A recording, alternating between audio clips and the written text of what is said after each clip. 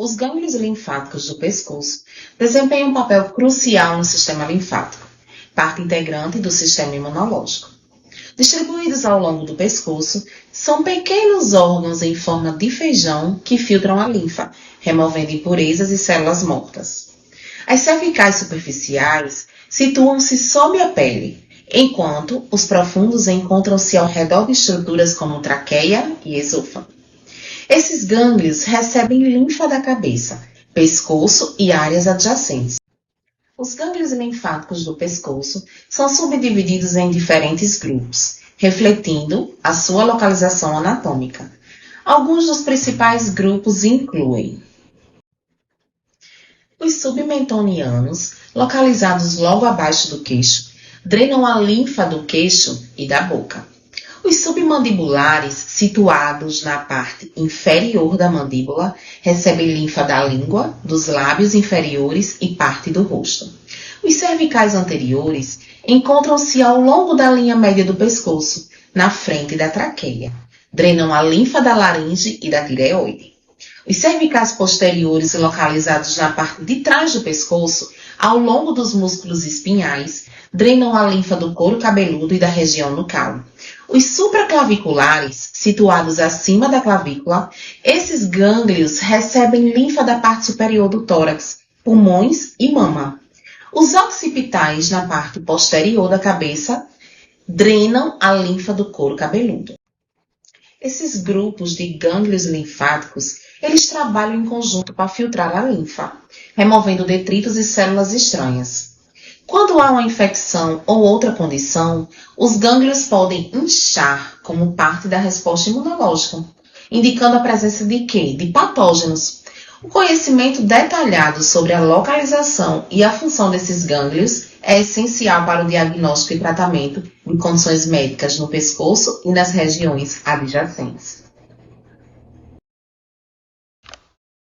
Com relação às cadeias linfáticas do pescoço, podemos citar os linfonodos submentuais, submandibulares, cervicais profundos, os cervicais superficiais também. Com relação aos linfonodos submentuais, eles estão região abaixo do mento, certo? Como vocês podem ver nessa imagem, eles estão localizados nessa região chamada de trígono submentual, que é delimitada lateralmente pelos músculos digástricos anteriores, inferiormente é delimitado pelo ocioide e superiormente, no caso anteriormente, pela mandíbula, certo? Nessa região são encontrados 3 grupos de linfonodos. Aqueles que são concentrados mais na região próxima à mandíbula são juntamandibulares, os próximos ao ocioide são juntaioides, e o que fica na porção intermediária são os linfonodos intermediários. Com relação à funcionalidade desses linfonodos submentuais, eles são responsáveis pela drenagem da pele do mento, gengiva incisiva da região inferior, parte mediana do lábio inferior, parte anterior do assoalho da boca, pela drenagem dos dentes incisivos inferiores, ápice da língua e região sublingual. Com relação aos linfonodos submandibulares, eles estão localizados abaixo da mandíbula, como o próprio nome diz, que são esses linfonodos aqui. Nessa figura aqui vocês podem ver, ele fica nessa região chamada de trígono submandibular, que é delimitada lateralmente pela mandíbula, medianamente é delimitado pelo músculo digástrico anterior e posteriormente pelo músculo digástrico posterior. E superiormente é delimitado pelo músculo miloiódio, certo?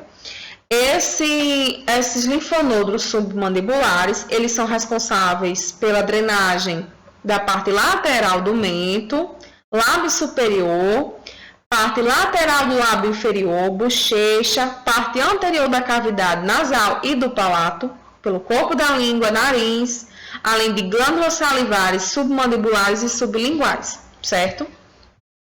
Com relação aos linfonodos cervicais, que são esses daqui, eles estão localizados de forma juntaposta ao músculo esternocleidomastoide, que é esse músculo longo, certo? E ele é responsável pela drenagem de regiões adjacentes.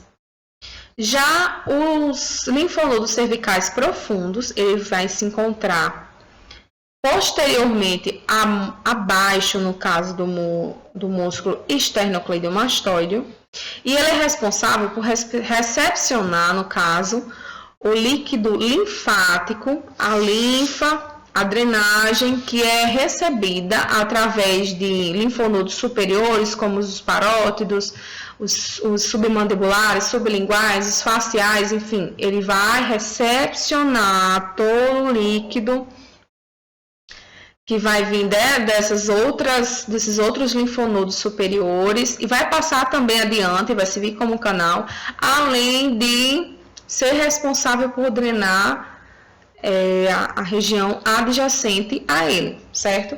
Com relação à cavidade oral, ela é principalmente drenada pelos linfonodos submentuais, submandibulares e os cervicais profundos. Já nessa imagem aqui, passando rapidinho, podemos ver os linfonodos superiores, como estamos abordando apenas os linfonodos do pescoço, mas os superiores também são importantes, pois deles a gente vai acabar sendo um canal, né, que os linfonodos do pescoço eles vão recepcionar a linfa trazidas por eles, drenadas por eles, e vai ser encaminhada deles para o pescoço e do pescoço para os linfonodos adjacentes.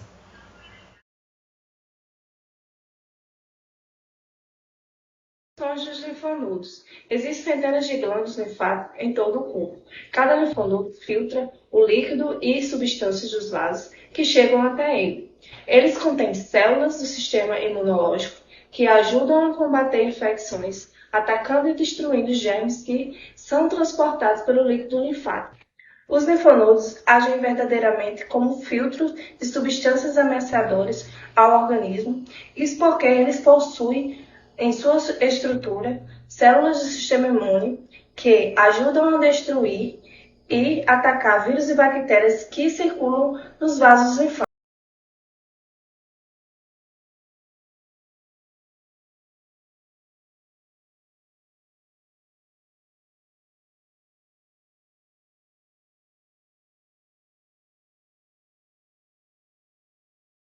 O platismo é um músculo que se estende da pele da face, desde as inserções da mandíbula até aproximadamente a altura da segunda costela. Ele segue cranialmente ao longo da face anterior do pescoço, cruzando a clavícula. Seu ponto de inserção é na mandíbula, mais especificamente na borda inferior, no tecido subcutâneo da face inferior e nos músculos orbicular e angular da boca. Quanto à vascularização, temos os ramos das artérias submentoniana e supraescapular, que realiza a irrigação deste músculo. É o ramo cervical do nervo facial que será responsável pela sua inervação. Sua principal função é deprimir a mandíbula e o ângulo da boca, além de tensionar a pele da face inferior e do pescoço anterior. Esternocleidomastoide é um músculo de duas cabeças. A cabeça external, que se origina na superfície anterior do manúbio externo, e a cabeça clavicular, na superfície superior da porção média da clavícula. Sua inserção ocorre no processo mastoide do osso temporal e na linha nucal superior do osso occipital. Quanto à sua vascularização, a irrigação acontece por meio da artéria occipital e a artéria tireoide superior. Na inervação desse músculo, temos o nervo acessório.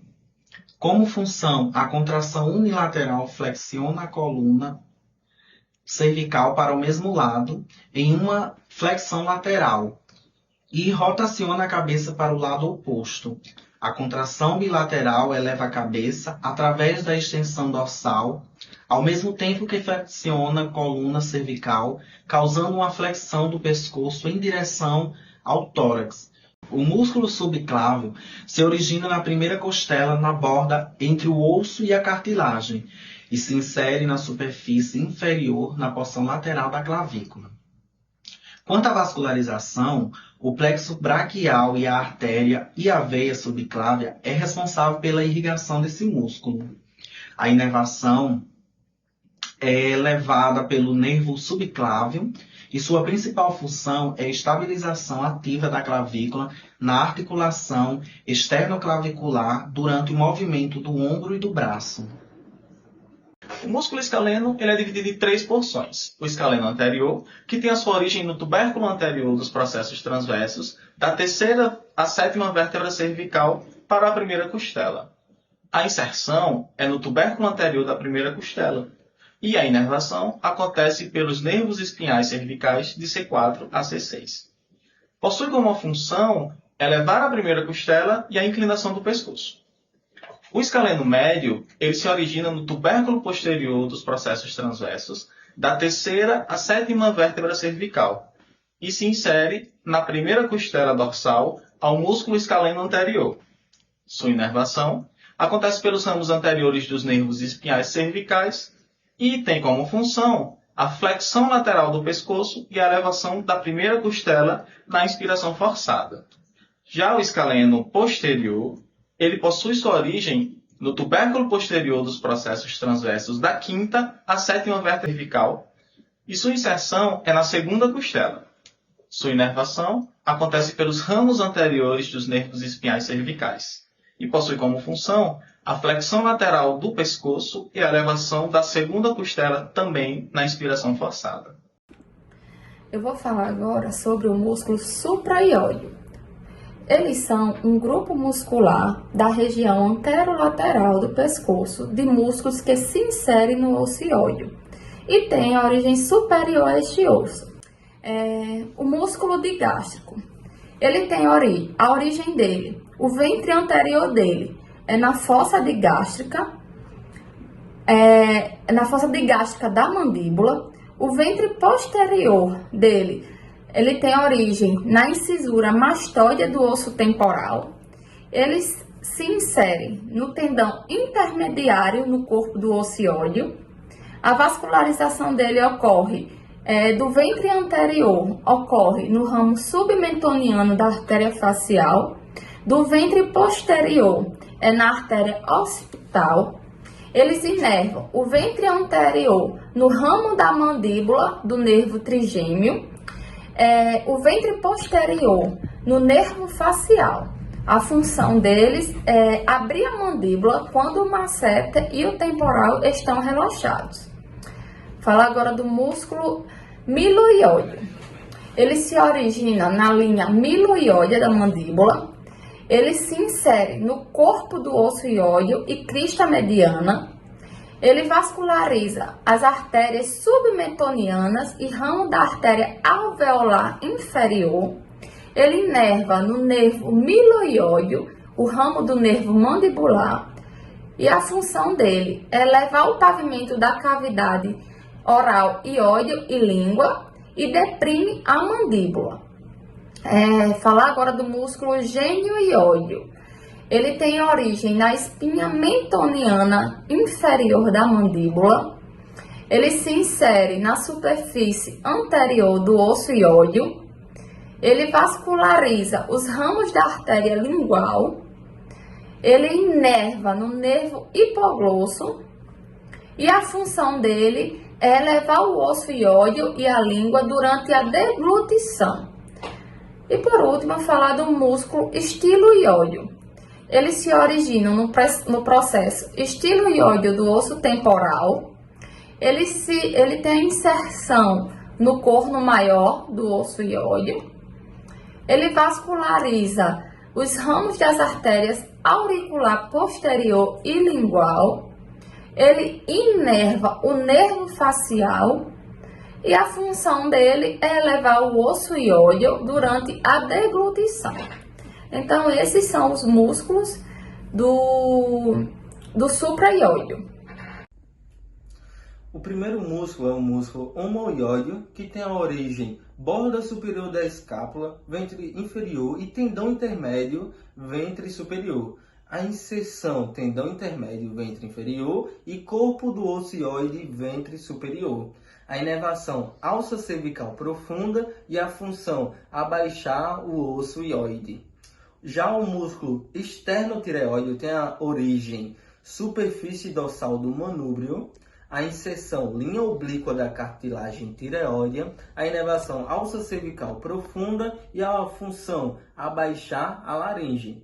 O músculo tireoide, a origem linha oblíqua da cartilagem tireoidea, a inervação do cono maior do osso hioide, a inervação raiz superior de alça cervical e nervo hipoglosso. A função abaixar o osso hioide e elevar a laringe. Já o músculo externo-hioide tem a origem superfície dorsal do manúbrio e articulação externoclavicular. A inserção corpo do hioide, a inervação alça cervical profunda e a função abaixar o osso hioide. Músculos laterais pré-vertebrais do pescoço. Os músculos laterais têm como função a flexão dos músculos anteriores e laterais do pescoço, como também a estabilização da coluna vertebral cervical. São eles longo da cabeça, longo do pescoço, reto anterior da cabeça e reto lateral do pescoço.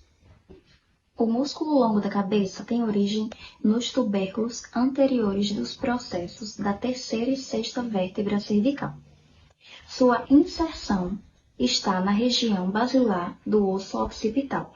Sua vascularização se dá através da artéria cervical ascendente e da tireoide ascendente. Inerva a C1, C3 e C4 e tem como função a flexão do pescoço da articulação atlanto-occipital. O longo do pescoço tem origem nos processos transversais de C5 até T3. Sua inserção se dá pelo polo anterior do atlas. Sua vascularização é através da artéria faríngea e vertebral ascendente. Inerva C2 e C6 e tem como função a flexão do pescoço e da cabeça. Reto anterior da cabeça. Sua origem se dá pela superfície anterior da massa lateral do atlas. Sua inervação se dá pela parte basilar do osso occipital. Sua vascularização se dá pela artéria faríngea ascendente e inerva os ramos primários como C1 e C2 e tem como função a flexão do pescoço na articulação atlanto-occipital. Reto lateral da cabeça. Sua origem se dá pela superfície superior do processo transverso do atlas. Sua inserção se dá pela superfície inferior do processo jugular do osso occipital. Sua vascularização se dá pela artéria cervical ascendente e inerva os nervos C1 e C2 e tem como a função a flexão lateral e estabilização da articulação atlanto-occipital. O reto lateral da cabeça e o reto anterior da cabeça fazem a flexão da cabeça e do pescoço e estabilizam a articulação atlanto-occipital. Músculos posteriores do pescoço. Grupo esplênio. O músculo esplênio da cabeça, a origem dele é ligamento da nuca e processo espinhoso. Inserção, processo mastoideo dos ossos temporal e occipital. Vascularização, ramos da artéria occipital, ramo da artéria carótida externa. A inervação dele é ramo posterior dos nervos espinhais. A função dele, extensão, rotação e flexão lateral da cabeça. Agora, estou indo para o esplênio cervical, que ele tem a origem dos processos espinhais, processos espinhosos. Inserção, processos transversos. Vascularização, artérias cervicais, transversas e occipitais. A inervação, ramos posteriores dos nervos espinhais cervicais inferiores. E A função dele é bilateralmente extensão da cabeça e do pescoço, unilateralmente flexão, rotação e ipsilateral. A origem do reto posterior maior da cabeça acontece no processo espinhoso do ápice. A origem do reto posterior menor da cabeça acontece no tubérculo do arco superior do atlas. Já o oblíquo inferior da cabeça no processo espinhoso do áxis e o oblíquo superior da cabeça na massa lateral do atlas. Já a inserção do músculo do reto posterior maior da cabeça acontece da linha nucal inferior do osso occipital. A do reto posterior menor da cabeça acontece na parte medial na linha nucal inferior do osso occipital. Já a do oblíquo inferior da cabeça acontece na massa lateral do atlas. E o oblíquo inferior da cabeça acontece na metade lateral da linha nucal inferior. A vascularização desses músculos na artéria vertebral do ramo descendente profundo da artéria occipital. E a inervação acontece no ramo dorsal do nervo suboccipital. Esses músculos contam com diferentes funções, sendo a do reto posterior maior da cabeça, rotação espilateral, extensão da cabeça.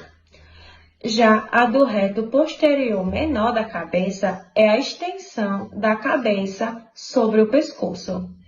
O oblíquo inferior da cabeça tem a função sobre a rotação da cabeça e pescoço. Já o oblíquo inferior da cabeça, extensão e flexão do pescoço. Ipsilateral da cabeça. Semiespinhoso da cabeça é um longo par de músculo que pertence à camada profunda dos músculos do dorso. Ele forma um componente superior, o maior deles dos músculos semiespinhal, que possui 3 partes: o semiespinhal do pescoço e o semiespinhal do tórax. Forma as divisões média e inferior do músculo, respectivamente. Semiespinhoso cervical é um músculo do dorso e, juntamente com o semiespinhal da cabeça e do tórax, ele forma um longo músculo espinhal. Este músculo pertence ao grupo espinotransverso dos músculos profundos do dorso, em conjunto com os músculos rotadores e multíficos. Rotadores cervicais são um grupo de pequenos músculos localizados lateralmente ao longo da coluna vertebral, se estendendo entre os processos transversos e espinhosos da vértebra torácica. Como resultado, os rotadores funcionam como estabilizadores, extensores e rotadores da coluna. Interespinhoso cervical são pares musculares curtos que pertencem à camada mais profunda dos músculos intrínsecos do dorso. Eles se estendem entre os processos espinhosos adjacentes da coluna vertebral. Intertransversais são pequenos músculos dorsais encontrados entre os processos transversos contíguos das vértebras cervicais, lombares e algumas vértebras torácicas.